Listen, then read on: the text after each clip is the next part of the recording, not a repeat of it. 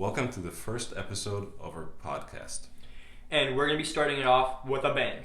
We're going to talk to you about a real, bona fide Canadian badass. A real life James Bond.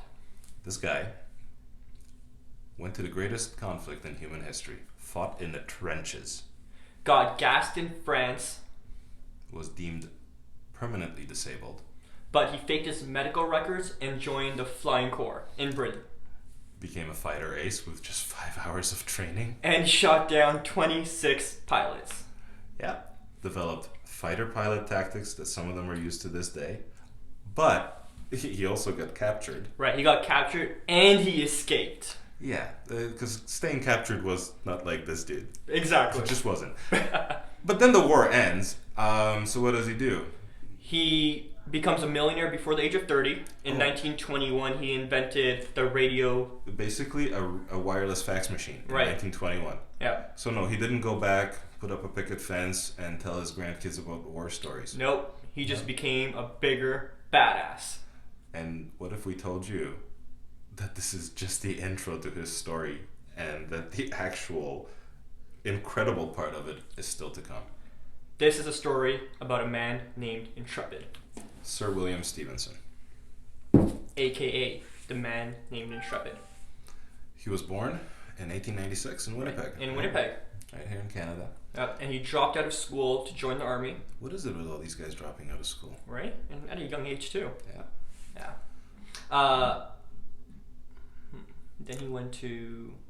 Well, He got shipped out of France in 1916. then war happened. Right. That's kind of a big deal, and he decided, being a patriotic, heroic kind of person, he's going to do his part. Right.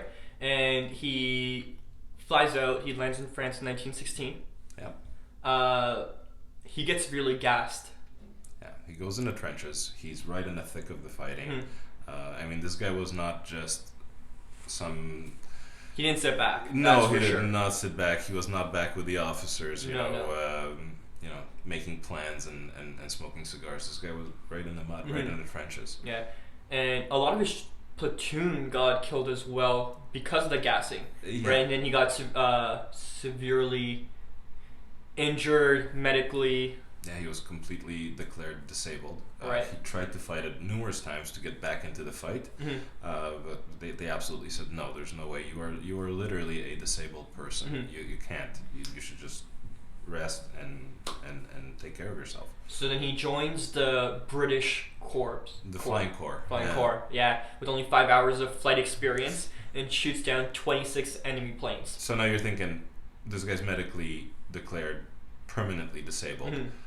So of course, like any normal person, he faked his medical records. Of course. And completely lied about Yeah. everything because he wanted to get back in the fight. Yeah. They wouldn't let him go back in the trenches. No. He was fascinated with new technologies. This was a very inventive guy. Very And he inventive. was so interested in the cutting edge of technology back then. In a lot of ways, he was akin to the Steve Jobs and Bill Gates of our time. I agree. He was very interested in new and upcoming technologies and airplanes back then. You got to remember that's what it was. It was pretty much science fiction. Right. It was the very early stages as well. Yeah. Right. And so he becomes a millionaire before the age of 30. But you know what? You forgot. He gets captured. Right. Becomes a prisoner of war, like in an honest to God prisoner of war camp. Yeah. With the barbed wire and the guards and everything everything. else. And then he escapes. So he escapes. Yeah. Because what else? Yeah, because shooting down 26 planes, getting captured wasn't enough. Yeah. They basically told this guy, stay home, you're going to need a nurse. Yeah. So he decided to become a fighter pilot. Then he gets shot down. Yeah. Okay, fine, I've done my part. No, He's not done yet. he's not done yet. Digs his way out. Yeah. Comes back home and puts his grandkids on his knee and tells them about the war. Yeah. Mm, Not one bit. No, not this guy. Nope. So This is just when his mind started to get going. it's really fascinating reading this book. As you can see, it's old and dog-eared and it's been through the wars with me. But you read this and you go, oh, okay, I've literally read 10 pages and there's enough stuff in here to make 3 movies. Right. And I mean like Hollywood blockbusters. His fighting in the trenches all alone is a fascinating and a compelling story of heroism. I agree. And incredible sacrifice and bravery. Yeah. This is a decorated man. He won numerous medals right. from England, from France, from Canada, from the United States. He was best friends with Churchill. He was a really close friend of Churchill's. Yeah. He knew Roosevelt. Right. He was actually the first non-American to receive the Presidential Medal of Merit, which is the highest decoration that the United States can bestow on a person who isn't an American. Exactly. And you would think, okay, that's enough. Like this man has lived 3 lifetimes now. Not yet. Not yet. No. So now he turns his mind towards business. Radio, television, airplanes. This stuff is photographs. This stuff is cutting edge back then, right? That is true. Recording technology, broadcasting. And he was very much a future thinker. He was. Like he had that sense of he knew where the world was going, which direction it was headed, and he wanted to be a part of it in early stages. He invested heavily in broadcasting. But he wasn't just a business and money guy. No. This guy was an engineer at heart. I agree. He literally invented things. He wasn't just going, well, this is a good idea, let's put some money behind it, which in and of itself is amazing. Yeah. But he was right in the thick of it. He was inventing things. He was... and he was inventing things that later turned out to help the British. How many times do you send a picture? All the time. Without being plugged into something, right? Yeah. All the time. Granted, I mean, where we are now in 2020... This is almost 100 years ago, but he created the early stages of where we are at now. None of this stuff that we have right now would be really possible without somebody like him, and in this case, literally him, going, hey, you know what? You can send a picture without having to put it in an envelope. Actually, you can send it without a wire. Yeah. So, as we were saying, man well ahead of his time. He was a technical mind, an analytical mind, just a brilliant guy, and his story just begun. Pretty much. He was incredibly well respected by the Germans. He had a lot of connections in Germany. Yeah, and that was mainly because of the inventions that he made, right? And so he kind of predicted... Well, he didn't predict, but he kind of knew about the war, World War II before. He was there, and he kind of had his hand on the pulse of what's going on over there. Pretty much. And he came back and he said, guys, things are going to kick off. Things are brewing. Yeah, things and are we really brewing. need to figure this out. And the way we're going to have to fight it is not going to be with guns, it's not going to be with bombs. Yes, we need those, but information is going to win the war. Right. Now, 2020, everybody's so used to hearing that. Information is the most valuable commodity. This guy... predicted it beforehand. You know? Yeah. And that's what kind of brings us to Durham. Yeah. Because his interest in information kind of is actually what created Camp X. Yeah. He decided that this new war is going to have to be fought by people who will require training and facilities that just didn't exist before. And what Camp X really was a spy academy. It was literally a comic book, spy academy. Pretty much. Everything you see in movies where they train, swinging from ropes, jumping out of airplanes. Exactly what they did. Sneaking up on people with daggers and trying out new guns and silencers and things like that. Yeah. They all trained there, literally. Yeah. And so what? You said 200 and... It was 200, I want to say 270. That might be exaggerating a little bit, but it was in the 200s. Yeah, so it was... Around 200 something acres. Yeah. Of land, basically, right here in Durham Region. Right, south of the 401, around... Right on the Whitby Oshawa border, right? Yeah, so we're... what's the park's name? It's Intrepid Park. Intrepid Park, right. Intrepid Park. So where Intrepid Park is right now, that was the corner. Yeah. The bottommost corner, that's about, I think, 15 acres. Yeah. But all the way to the 401, they extended as wide as Dixon, up to Dixon. Yeah, so... I think this really brings us to why we're talking about it. If you want to learn about Sir William Stephenson or the spy war or about the Enigma code breaking, there are places and people who can teach you more about it than we could possibly. I agree. Even in more than 15 minutes. But we're a couple Durham guys. And we're fascinated with this kind of stuff. We're fascinated with history, and I know that a lot of people go looking far for these things, and I think here we are, Whitby, Oshawa, blah blah blah. Who cares? Right. It's just a bunch of farm fields that somebody put up a bunch of subdivisions on top of, and that's all there is. That's not true. No. So much history right here. Right. And if you watch the show X Company, it's actually a show by CBC. Yeah. They kind of do the before and after, I think, right? Where it's showing what it was, and I think now what it is. They seem to end a lot of the episodes, they'll actually show real footage of what's happening there. But if you ever drove around Whitby, have you ever wondered why we have Sir William Stephenson Drive, why we have Intrepid Drive, why we have various streets and subdivisions named after the various buildings in Camp X? I agree. A lot of people don't know about that. There's a lot of really fascinating history right here. And it's really unfortunate that a lot of Camp X got demolished throughout the years or burned down or whatnot. Now it's only, portable? There's basically one building that looks like a school portable. And Intrepid Park has I believe, a plaque.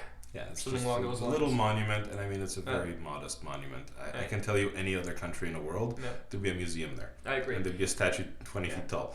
And they really abided by the whole spy policy, if you want to They call it did. that. There used to be big broadband antennas, right, all throughout the 200 and odd acres. So they said, I believe you said that they said they're just the CBC. And they called themselves a CBC, and they told the public that their job was that they were just providing better communication infrastructure. Yeah. But what they were really doing was they were communicating with France, with England. Yeah.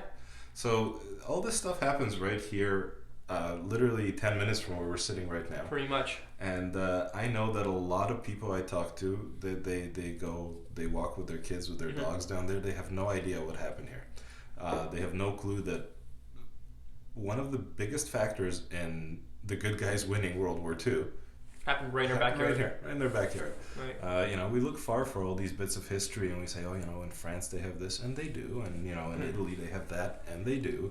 But there's a lot of history right in Canada. Yeah, and we should be really proud of it. And I think that the biggest part of this, like I said, there are people who know more about Sir William Stephenson than we could convey in 15 minutes. Right.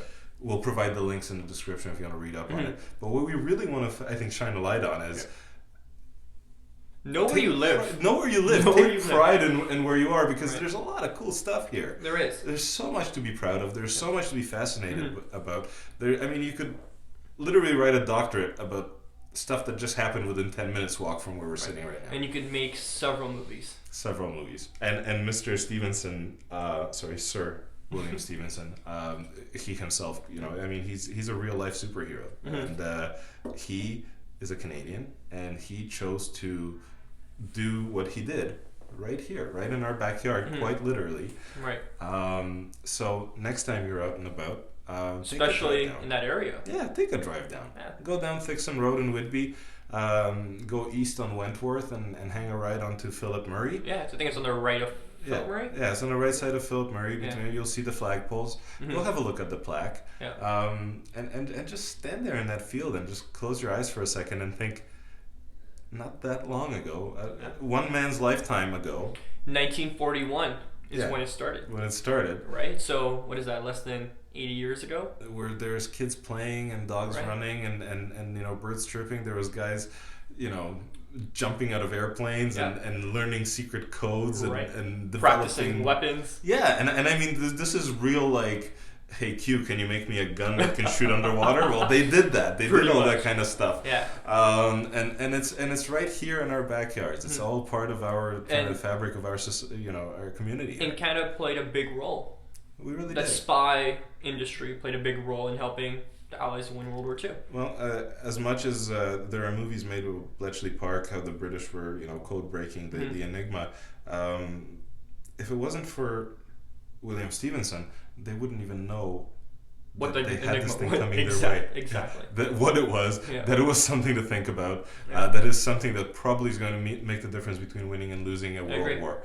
And when he decided that, hey, we don't have the facilities, we don't have the staff, we don't have the infrastructure, where did he build it? Right here in our backyard. Yeah. So go check it out. This is a wonderful book. Right. It's a little bit dry. Watch the show. Keep in mind there's a lot of artistic license. And the show's called X Company. Yeah. Yeah. And they'll show real pictures from right around here. Right, and it's the flashbacks back and forth which make it really interesting. Yeah, it's kind of cool. Yeah. And the whole purpose of what we're doing is really to shed a light to what's happening around us, or what happened around us. Yeah, this isn't just a subdivision in a field that people live in. Real important, fascinating stuff happened right here, right around the corner. Like 2 generations ago? Literally, there's still, we're fortunate because we still had the honor and the privilege of talking to people who lived through those years, and for all of us who live in this area and you're raising kids or you're thinking of starting a family, know that you're putting down roots in a really significant place that you can be really proud of. Yeah. You buy a home in Whitby and Oshawa, you become a part of something that literally the entire free world can be thankful for. I agree. And if you guys have any topics that you'd like us to cover, right? Because I feel like our goal really is to get into the roots of Durham. Have a look at all the kind of uncovered history we want to find out about.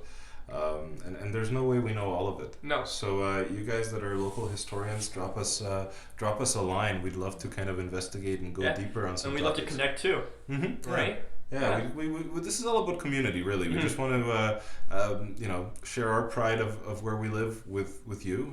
Maybe light a little bit of that fire in some of you guys watching this.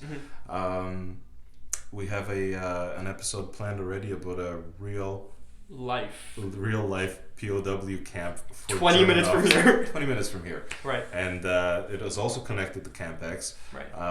So there's a lot of history here that we want to kind of just let you know. When you walk these streets, this is not just pavement. These aren't just developments by this builder or that builder. This is stuff that you can really be proud of. You can really dig into. You can tell your kids about. I agree. You can share with your friends. Yeah.